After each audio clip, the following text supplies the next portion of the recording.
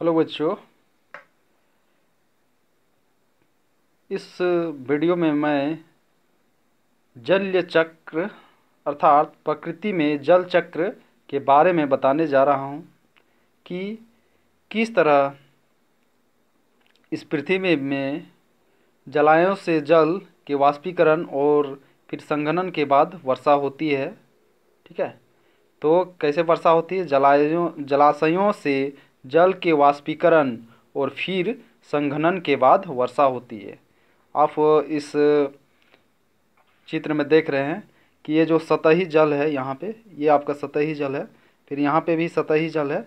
क्या हो रहा है? सूर्य का प्रकाश जब इस पे पड़ता है, सूर्य की किरणें पड़ती है, तो क्या होता है? उष्मा के कारण ये जो यहाँ से जल का वाष्पीकरण होता है और ये फिर कहाँ जाती है? ये ऊपर चली जाती है। ठीक है, और उसका फिर क्या होता है? ऊपर जाके फिर वहाँ से उनका जो जलवाष्प होते हैं छोटे छोटे बूंदों में, वे जमा होना शुरू होते हैं। फिर वो छोटे छोटे बूंद फिर से क्या होते हैं? बड़े हो जाते हैं। और जब ये छोटे छोटे बूंद और बड़े हो जाते हैं तब क्या होते हैं? वे बादल का निर्माण करते हैं। और इस तरह से क्या करते हैं? बादल का जब निर्माण हो जाता है तो फिर वहीं से क्या होता है? जब और ज़्यादा वो क्या होते हैं?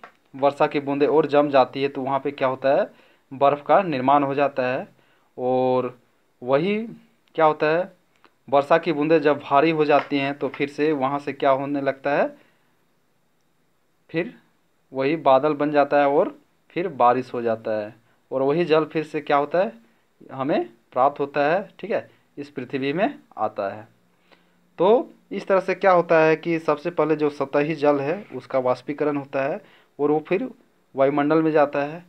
वायुमंडल में फिर क्या उसके ठीक है, वहाँ पे जाके फिर क्या होता है? वो उसका संघनन होता है। वर्षा की बूंदें क्या होते हैं? छोटी छोटी बूंदों से वो बड़ी बड़ी बूंदों में बदल जाती है और बड़ी बड़ी बूंदों से फिर क्या होता है? एक बादल का निर्माण हो जाता है और फिर उसके बाद क्या होता है? बारिश होता है। तो इस तरह से क्या हो रहा है? सबसे पहले सतही जल का भाप बन रहा है, उसके बाद जाके फिर क्या हो रहा है? बादल बन रहा है और फिर से बर्फ़ और वर्षा के रूप में जल फिर से पृथ्वी पर आ जा रहा है। ठीक है, तो इस तरह से क्या हो रहा है? पेड़ पौधे उग रहे हैं, है ना। और यहाँ से फिर क्या हो रहा है? जो पेड़ पौधे हैं वे क्या करते हैं? ज़मीन के अंदर से इस देखिए यहाँ पे ग्राउंड वाटर जिसको बोलते हैं भूमिगत जल, इसको ये एब्जॉर्ब करते हैं अपने जड़ों के द्वारा। ये क्या करते हैं? इस पानी को ये एब्जॉर्ब करते हैं।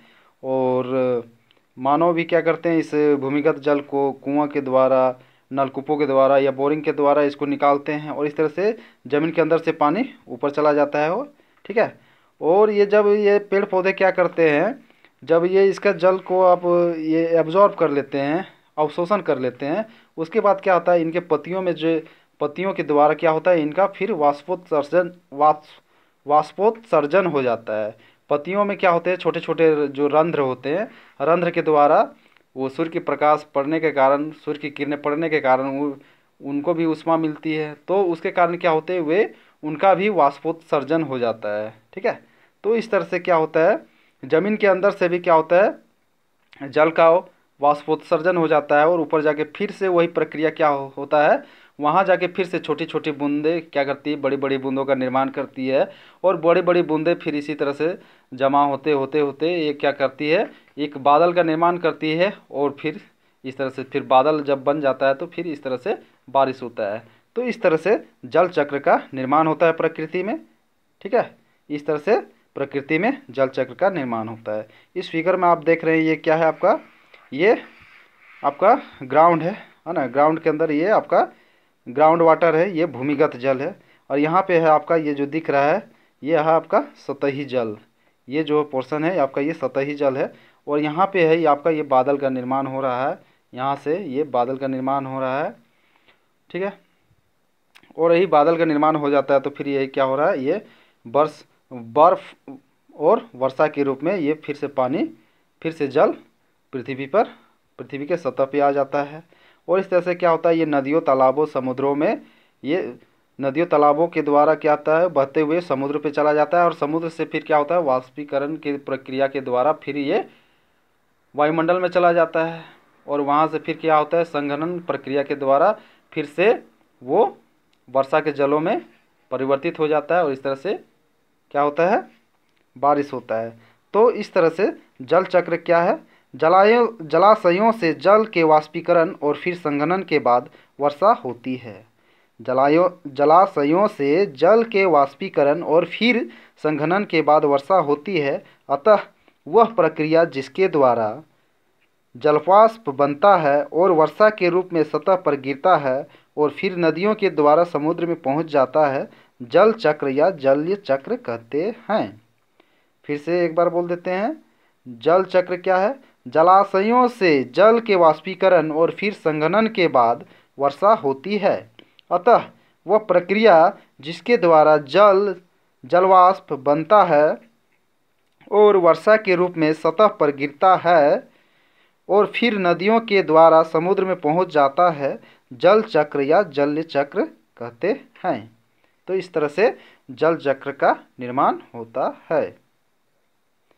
तो और एक बार बता देते हैं कि सबसे पहले क्या होता है, जो ये समुद्र का जल होता है या तालाब का जल या तो कुआं का जल जो भी होता है, उसका सूर्य के प्रकाश पड़ने के कारण, सूर्य की गर्मी के कारण क्या होता है, उसका वाष्प वो जल जो है भाप में बदल जाता है और भाप में बदल कर क्या होता है, वो वायुमंडल में चला जाता है।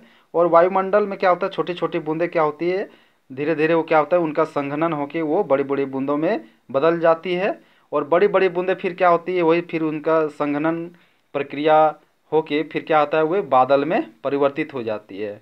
और वही बादल क्या होता है, फिर जब और ज़्यादा बादल का फॉर्मेशन हो जाता है, बादल का निर्माण हो जाता है, तो वही जल फिर से हमें वर्षा के जल के रूप में प्राप्त होता है।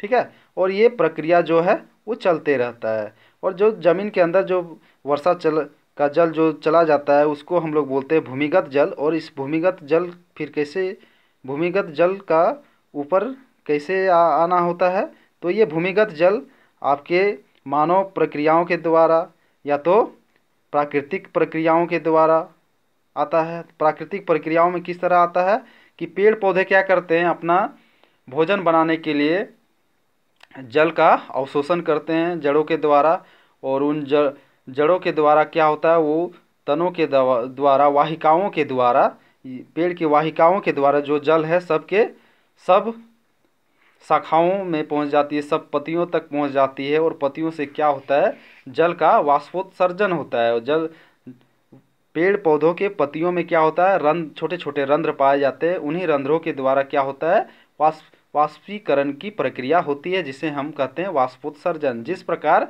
मनुष्य के शरीर में छोटे छोटे पोर्स होते हैं, उसके स्किन में छोटे छोटे छिद्र होते हैं, उसी प्रकार पेड़ पौधों के पत्तों में भी रंध्र होते हैं। ठीक है, और उन्हीं रंध्रों के द्वारा क्या होता है, वाष्पोत्सर्जन की प्रक्रिया होती है। और इस तरह से जल चक्र का निर्माण प्राकृतिक रूप से होता है।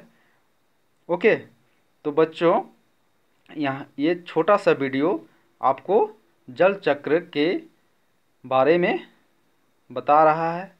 जल चक्र, थैंक यू।